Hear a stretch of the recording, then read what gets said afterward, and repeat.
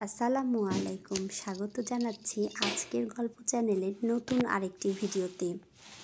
আজ বাইরে অনেক বৃষ্টি হচ্ছে। এই বৃষ্টির মধ্যে বাজার সেরে আসলাম। ওয়েদার বেশ ঠান্ডা ঠান্ডা। দুপুরে যা যা খাবো শুধু সেইগুলো বাজার করে নিয়ে আসছি। কাঁচামরিচ নিয়েছি, পটল নিয়েছি, আলু, পেঁয়াজ, কচু নিয়েছি। বাজারে তরিতরকারির দাম তো অনেক বেশি, কাঁচামরিচের দাম তো খুব বেশি। যাই হোক, দাম দিয়ে আর কি, বাজার তো করতেই হবে, খাবার খেতেই হবে আর কি। আমি আজ দুপুরবেলা কচু ভর্তা করব, পটল ভাজি করব, আর বাজার থেকে আমি ছোট মাছ নিয়ে এসেছি। অনেক দিন হলে এই মাছ খুঁজছিলাম, তো আজ যেহেতু কয়েকদিন হলে রাজশাহীতে যেহেতু খুব বৃষ্টি হচ্ছে, বাজারে দেখলাম এই মাছের আমদানি খুব বেশি। তো আমি খুব অল্প করে নিয়েছি, কারণ এগুলো বেশি করে নিলে ফ্রিজে রাখলে, ফ্রিজ আপ করে রাখলে এগুলো মাছের সেই টাটকা খাওয়ার মতো সেই স্বাদ আর পাওয়া যায় না। এগুলো কী যেন মাছ, অনেকে কাজুরি মাছ বলে, মহিলা মাছ বলে, অনেকে আবার ভাত মাছ বলে। তো এই মাছগুলো আমি নিয়ে আসছি। এই মাছগুলো কুটতে হবে না, শুধুমাত্র বেছে নিলেই, পরিষ্কার করে বেছে ধুয়ে নিলেই, লবণ দিয়ে পরিষ্কার করে ধুয়ে নিলেই হবে। আজ আপনাদের সাথে আমি শেয়ার করতে যাচ্ছি এই ছোট মাছের চচ্চড়ি। আমি নাম ধরে বললাম না, কারণ আমি মাছের নাম এত বেশি জানি না। মাছটা যেই মাছই হোক, ছোট মাছের চচ্চড়ি। এই ছোট মাছটাকে আমি পরিষ্কার করে ধুয়ে বেছে রেখে দিয়েছি। আর এই চচ্চড়ির জন্য আমি 3টা আলু এভাবে ঝুরি ঝুরি করে কেটে নিয়েছি, পেঁয়াজও ঝুরি ঝুরি করে কেটে নিয়েছি, কাঁচা লঙ্কা নিয়েছি, রসুন নিয়েছি, হলুদের গুঁড়া, ভাজা জিরা, আস্ত জিরা দিয়েছি, সয়াবিনের তেল দিয়ে সবগুলো উপকরণকে এইভাবে হাত দিয়ে আমি ভালোভাবে কচলে সুন্দরভাবে মেখে নেব।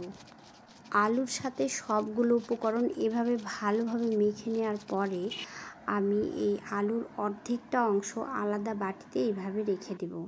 তারপরে আমার ওই যে বেছে ধুয়ে নেওয়া মাছগুলো, ছোট ছোট মাছগুলো আমি সুন্দরভাবে অল্প অল্প করে কড়াইয়ে যে আলুটুকু রেখেছিলাম তার উপরে এইভাবে সুন্দরভাবে একটা লেয়ারের মতো বিছিয়ে দেব। সব মাছগুলো এইভাবে লেয়ারের মতো বিছিয়ে দেওয়ার পরে বাকি যে আলুটুকু আমি রেখেছিলাম আলাদাভাবে তুলে, সেইটা তার উপর দিয়ে আবার ভালোভাবে বিছিয়ে মাছগুলো ঢেকে দেব। তারপর সুন্দরভাবে আলু দিয়ে মাছগুলো ঢেকে দিলাম। এবার অল্প পরিমাণে পানি, খুবই সামান্য পরিমাণে পানি দিয়ে আমি এটা খুব অল্প আঁচে বেশ কিছুক্ষণ সময় ধরে ধীরে ধীরে এটি রান্না করব।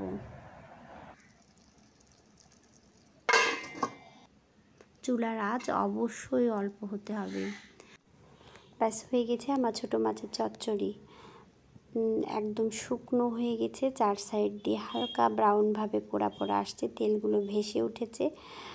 এখন আমি এটা বেড়ে নিব।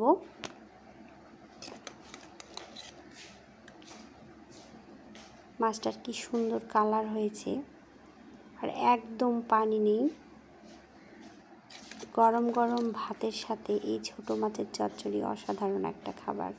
ব্যাস হয়ে গেল আজকে আমার দুপুরের রেসিপি, কচু ভর্তা, ছোট মাছের চচ্চড়ি আর পটল ভাজা। তো ঠিক আছে বন্ধুরা, আজকে এই পর্যন্তই। ভিডিওটি ভালো লেগে থাকলে লাইক, কমেন্ট, শেয়ার এবং সাবস্ক্রাইব করে পাশে থাকবেন। আল্লাহ হাফেজ।